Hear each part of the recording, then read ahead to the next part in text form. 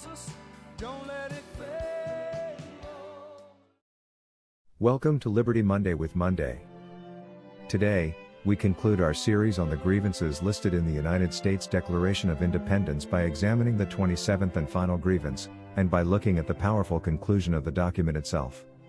This final portion not only summarizes the colonists' case against the Crown, but also declares their independence and acknowledges the immense sacrifice required to do so.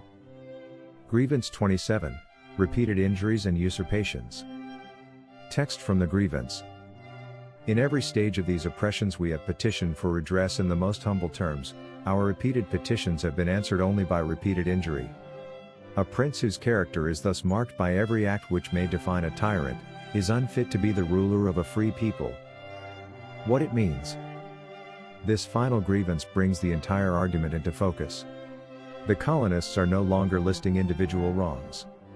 Instead, they are describing a consistent and undeniable pattern.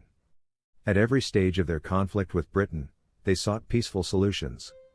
They petitioned the Crown respectfully and repeatedly, hoping for reconciliation. But those efforts were met not with understanding, but with continued harm. Their appeals were ignored, dismissed, or answered with further oppression. This pattern is what leads them to their final conclusion about King George III. It is not a single act that defines him, but the totality of his actions. In their view, those actions establish him as a tyrant, unfit to govern a free people.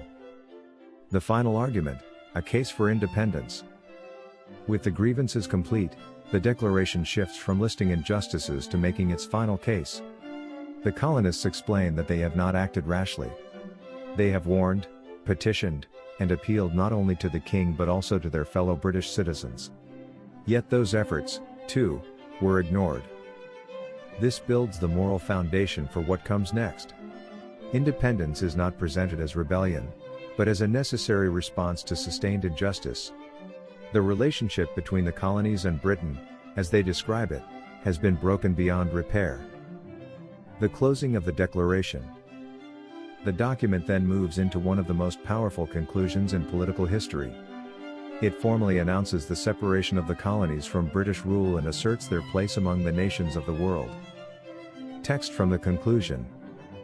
We, therefore, the representatives of the United States of America, solemnly publish and declare that these united colonies are, and of right ought to be free and independent states, and that all political connection between them and the state of Great Britain is and ought to be totally dissolved.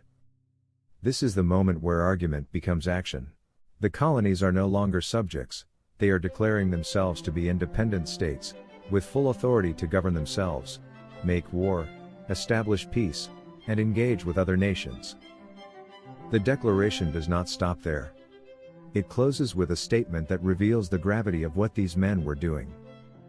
And for the support of this declaration, with a firm reliance on the protection of divine providence, we mutually pledge to each other our lives, our fortunes and our sacred honor. The cost of signing. These final words were not symbolic or rhetorical. The men who signed the declaration understood exactly what they were risking. By affixing their names to this document, they were committing an act that the British Crown would consider treason. Many of these individuals, including figures such as John Hancock and Benjamin Franklin, were well aware of the potential consequences. If captured, they could face imprisonment, the loss of property, or even execution. Their pledge of lives, fortunes and sacred honor reflected real sacrifice. Some signers saw their homes destroyed, their wealth diminished, and their families placed in danger. They were not simply making a political statement, they were putting everything on the line for the cause of independence. Why this matters?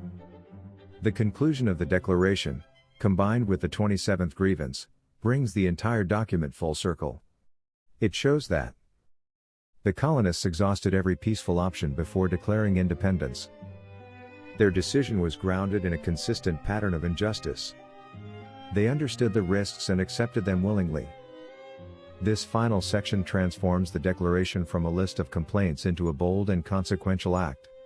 It is the moment where principles are not just stated, but acted upon.